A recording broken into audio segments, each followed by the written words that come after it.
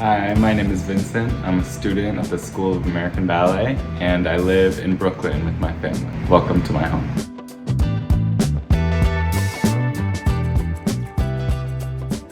I like a lot of colors. I like a lot of blue because I inherited the room when it already had a blue ceiling, so I kind of went with that.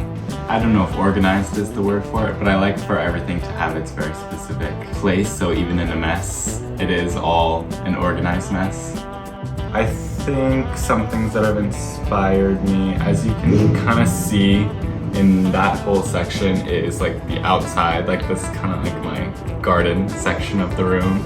Another thing that inspires me is very specific, but I think like Wes Anderson, that's kind of the color scheme I try to have going on. The Royal Tenenbaum is my favorite always. I would love to add a hamper to my space because normally there's kind of clothes all over the place, and I think that could give it a bit of an organized touch. My parents are very open to the creative side of things, so they kind of let us have creative control when it comes to our rooms, but I typically will like find a lot of stuff that my parents have bought in the past and kind of steal it and take it for myself and put it on my walls. So I think they have a lot of influence in that sense, that it's kind of derives from their past taste and becomes mine.